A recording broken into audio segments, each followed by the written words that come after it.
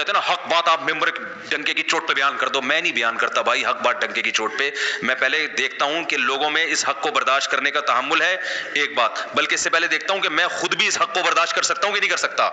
یہ جو ڈنکے کی چوٹ پہ اکثر حق بیان کر رہے ہوتے ہیں نا, تو یہ اکثر لوگ یہ اس قسم کا حق بیان کر رہے ہوتے ہیں کہ ان کے پہلے سے کسی محلے کے دادا سے بڑے تعلقات ہوتے ہیں, جن کو انہوں نے بیان بتایا ہوتا ہے میں یہ بولنے والا ہوں, بچا لو گے, وہ کہ ہاں بچا لیں گے, تو بول دے.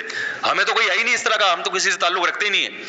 ہاں کسی کے خوف سے غلط بیانی کرنا حرام ہے, یعنی آپ کسی محلے کے دادا کے ڈر سے غلط بات اس کے بارے میں بتا دو, یا جھوٹی تعریفیں شروع کر دو, یا لالچ میں آ کے لوگوں کو غلط گائیڈ کرو, یہ حرام ہے. خاموشی کی شریعت نے اجازت دی ہے, غلط بیانی کی شریعت نے اجازت نہیں دی ہے.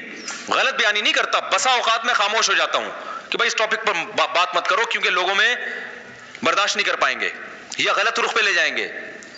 تو یہ تو مصلحت ہے, یہ تو حکمت ہے, یہ تھوڑی کہ جہاں جاؤ جو چاہے جا کے بول دو.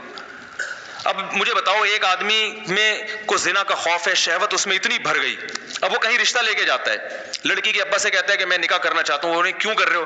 بھائی میں شہوت سے میرا دماغ خراب ہو گیا ہے اور مجھے زنا کے بڑے خطرات ہیں اور میں بڑا پریشان ہوں, تو میں اس لیے چاہ رہا ہوں کہ میں آپ کی بچی سے شادی کروں, اور وہ ہے بڑی خوبصورت, تو میرا خیال ہے کہ وہاں میں شادی کروں گا تو میرا دماغ جو ہے نا ادھر ادھر جانے سے بچ جائے گا. وہ دے گا رشتہ؟ دفع ہو یہاں سے.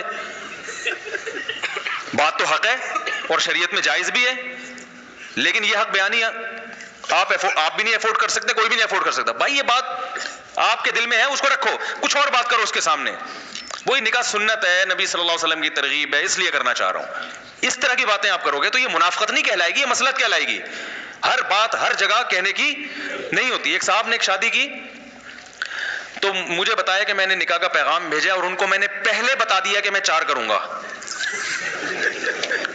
تو میں نے کہا واقعی آپ کریں گے؟ کہہ رہے میرا ارادہ تو نہیں ہے لیکن میں نے احتیاطاً بتا دیا.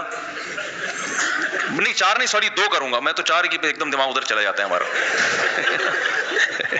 اس نے کہا کہ میں نے ان کو پہلے بتا دیا, میں ہو سکتا ہے دوسری بھی کروں.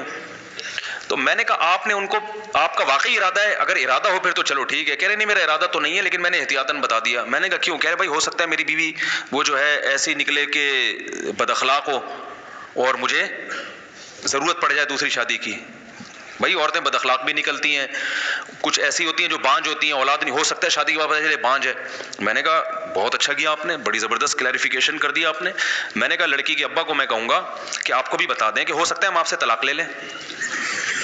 بھائی ہم شادی تو کر رہے ہیں لیکن اس بات کا امکان ہے کہ ہم آپ سے طلاق لے کے اس کی کہیں اور شادی کر دیں. آپ پوچھو کیوں؟ بھائی ہو سکتا ہے آپ چرسی نکلو. کیا خیال ہے آپ کو؟ نہیں میں تو چرس نہیں پیتا, میرا لیبارٹری ٹیسٹ کروا لیں. بھائی ہو سکتا ہے بعد میں چرسی بن جاؤ. ہو سکنے پر تو یار دنیا میں بہت کچھ ہو سکتا ہے, ابھی جو ہے اس کے حساب سے بات کرو نا. میں نے کہا آپ کا ارادہ ہے نہیں, خام خواہ میں وہ رشتہ توڑ دیا انہوں نے. وہ بالکل صحیح کیا لڑکی کے ابا نے, بہت اچھا کیا توڑ کے. میں نے کہا کوئی بھی ہوتا رشتہ توڑتا ہے بلا وجہ, ہو سکتا ہے ہو سکتا ہے. ایک صاحب تھے وہ پولیو کے خطروں کے بہت خلاف تھے, میرے دوست تھے کیا ہیں ابھی بھی. تو ان کا کہیں رشتہ, ان کو بیچاروں کو کہیں رشتہ نہیں مل رہا تھا, تو مجھے سفارشی بنا کے لے گئے.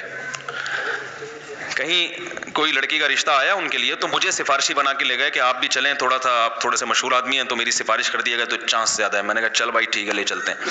ہم چلے گئے وہاں تو وہ لڑکی کے والد بھائی وغیرہ آ کے بیٹھے, مجھے بڑی عزت دی انہوں نے. میں نے کہا ہمارے دوست ہیں نکاح کرنا چاہتے ہیں آپ کی بچی سے, اس سلسلے میں ہم حاضر ہوئے تھے. انہوں نے کہا ٹھیک ہے جی, بھی ایجوکیشن کیا ہے وغیرہ وغیرہ جو پوچھا جاتا ہے. اس دوران پھر وہ جب بات مکمل ہوئی تو وہ کہنے لگے دیکھیں میں جب نکاح کروں گا تو میں پہلے ہی بات بتا دوں کہ میں بچوں کو پولیو کے قطرے نہیں پلاؤں گا.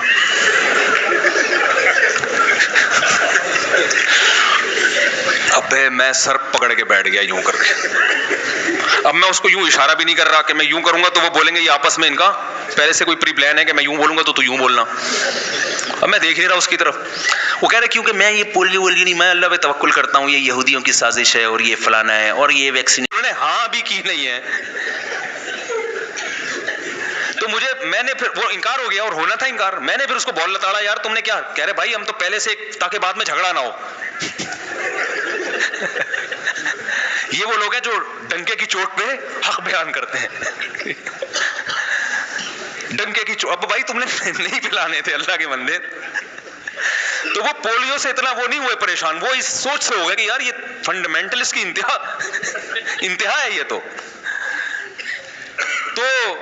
بہت بڑا فنڈامنٹلسٹ ہے, تو اتنا بنیاد پرست ہے. ہو سکتا ہے وہ لڑکی کے ابا بھی پولیو کے قائل نہ ہو. لیکن اتنا پولیو لیس